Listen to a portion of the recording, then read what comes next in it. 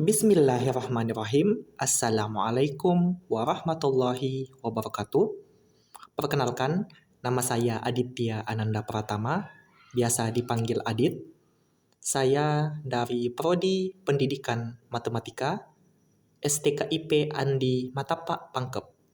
Di sini, saya akan melakukan uji independent sample t-test dengan menggunakan aplikasi SPSS. Untuk memenuhi salah satu tugas dari Ibu Nur Amalia Ramadhani, SPD MPD, selaku dosen kami pada mata kuliah Statistika Terapan Pendidikan. Sebelum saya melangkah lebih jauh, saya akan menjelaskan terlebih dahulu konsep dasar dalam uji independent sample t-test ini. Yang pertama, uji independent sample t-test digunakan untuk mengetahui apakah terdapat perbedaan rata-rata dua sampel yang tidak berpasangan. Nah, kemudian syarat uji statistik parametrik yang harus terpenuhi yakni uji normalitas, yang dimana data yang kita gunakan harus berdistribusi normal. Dan yang kedua yakni uji homogenitas varians. Uji homogenitas merupakan prosedur uji statistik yang dimana bertujuan untuk mengetahui apakah beberapa varian populasi itu sama alias homogen atau tidak. Nah, uji ini bersama dengan uji normalitas yang tadi dilakukan sebagai syarat dalam analisis uji independent sample t-test yang akan kita bahas pada video kali ini. Baiklah, itulah konsep dasar dalam uji independent sample t-test. Nah, langsung saja kita masuk ke dalam prakteknya.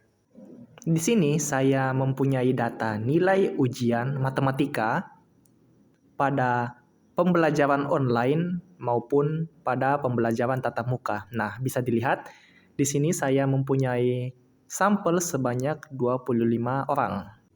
Untuk pengolahan data, di sini saya akan membagi kelompok antara pembelajaran online maupun pembelajaran tatap muka. Nah, di sini saya akan mengetik online, kemudian saya akan mengetik tatap muka pada kolom F dan G. Nah, kemudian di sini pada kolom F atau kolom online di sini saya akan memberikan kode 1, yakni di sini kodenya akan mewakili pada nilai pembelajaran online.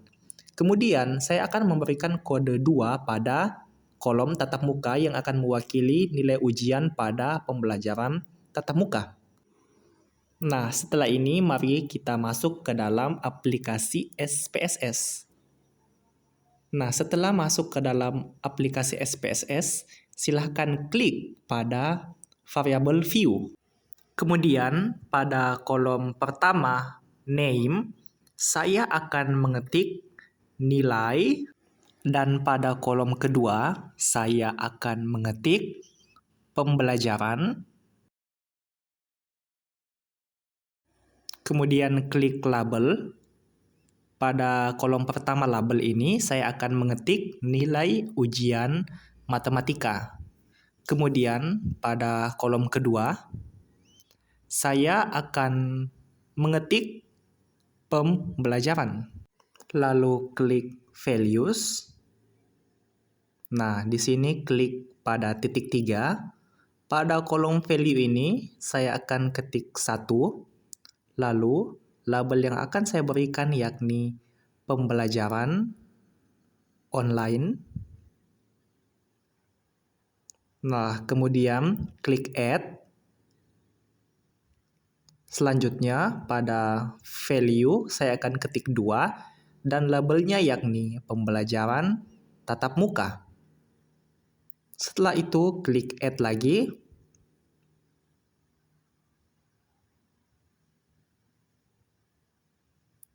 Dan kemudian klik OK.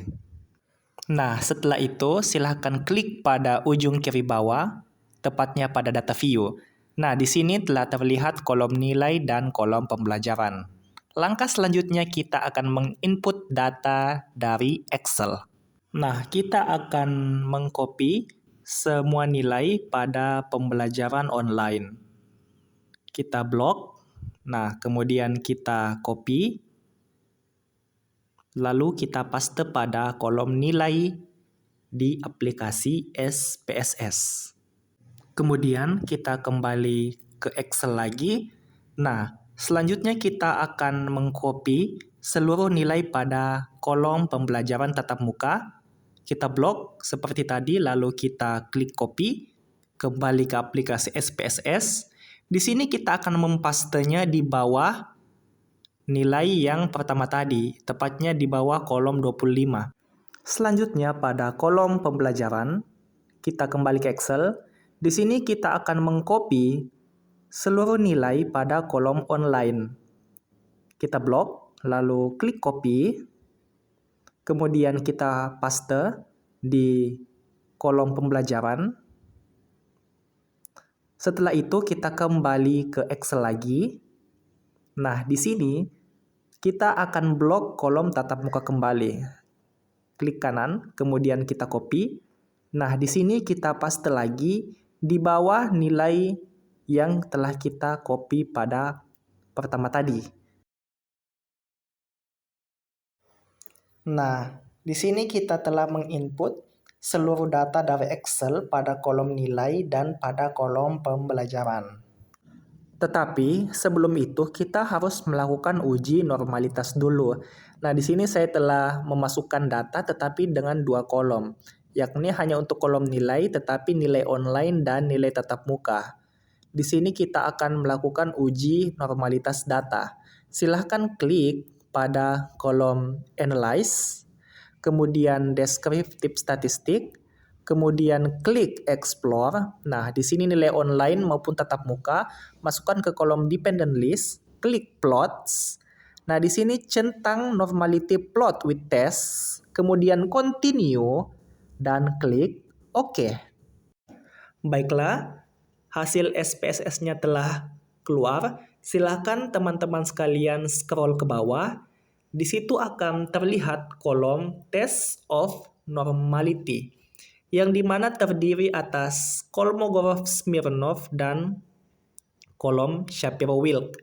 Nah, yang mana sih yang harus kita gunakan? Jika input datanya kurang dari 30, disarankan untuk memakai Shapiro-Wilk. Sedangkan jika lebih dari 30, disarankan untuk menggunakan Kolmogorov-Smirnov. Nah, karena di sini data yang saya gunakan itu sebanyak 25, artinya kurang dari 30. Di sini saya akan menggunakan Shapiro-Wilk. Nah, bisa dilihat nilai signifikansi pada Shapiro-Wilk, nilai online dan tetap mukanya, yakni 0,175 dan 0,210. Artinya apa? Kan kita tahu bahwa jika nilai signifikansinya itu lebih dari 0,05, maka data yang kita gunakan itu berdistribusi secara normal. Sehingga ini telah memenuhi uji parametrik, sehingga kita bisa melanjutkan ke uji independent t-test. Setelah uji normalitas telah dilakukan, teman-teman sekalian pun jangan lupa kita juga harus melakukan uji homogenitas varians. Nah, di sini kita klik Analyze, kemudian kita klik Compare Means, kemudian One Way ANOVA. Di sini nilai ujian matematika kita masukkan ke kolom Dependent List. Untuk pembelajaran kita masukkan ke kolom faktor. Nah, di sini teman-teman sekalian silahkan klik pada Options, kemudian centang Homogeneity of Variance Test, kemudian klik Continue, kemudian klik OK. Bisa dilihat analisis data SPSS telah keluar. Di sini pada One Way kita lihat ada kolom Test of Homogeneity of Variance. Nah, bisa diperhatikan pada kolom SIG, pada Based on Mean, di mana nilai signifikansinya itu yakni 0,655, di mana ini telah lebih dari 0,05, yang di mana varians dari dua aspek data telah sama atau homogen, sehingga ini telah memenuhi syarat uji homogenitas untuk lanjut ke uji independen t-test. Seperti itulah proses penginputan data untuk uji independen t-test ini.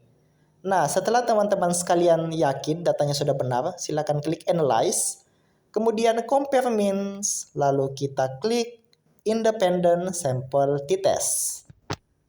Oke, di sini untuk nilai ujian matematika, kita akan masukkan ke kolom test variabel.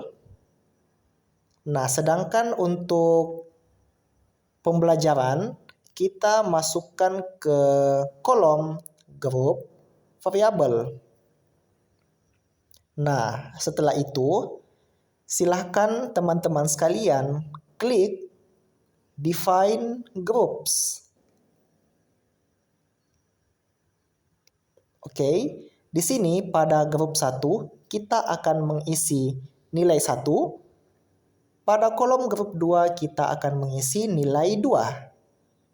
Setelah itu kita klik Continue, klik OK. Setelah itu kita akan menunggu beberapa saat. Nah, di sini telah keluar hasil dari analisis data yang dilakukan oleh aplikasi SPSS. Nah, bisa dilihat di sini pada kolom t-test terdapat dua jenis hasil. Yang pertama yakni grup statistik, yang kemudian pada kolom di bawahnya yakni independent sample test. Nah, di sini kita akan berfokus pada kolom independent sample test. Nah, pada kolom ini bisa Anda lihat atau teman-teman sekalian lihat pada kolom signifikansi yang dalam kurung two-tailed. Nah, di situ nilai signifikansi yang didapatkan yakni 0,000. Baik pada kolom pertama maupun kolom kedua yang ada di bawahnya. Nah, jika teman-teman sekalian ingat pada awal tadi, di Word itu telah dituliskan bahwa dasar pengambilan keputusan kita pada uji independent sample t-test ini, jika nilai signifikansinya itu kurang dari 0,05, maka terdapat perbedaan yang signifikan antara nilai rata-rata ujian matematika siswa terhadap metode pembelajaran online maupun pembelajaran tatap muka. Apa yang bisa kita simpulkan dari data yang telah kita input tadi beserta hasil analisis yang telah dilakukan oleh SPSS, kita dapat mengetahui bahwa jika metode pembelajaran online itu ternyata sepertinya kurang efektif jika dibandingkan dengan pembelajaran tatap muka terhadap nilai ujian siswa. Mungkin itu saja dari saya. Sekian dan terima kasih.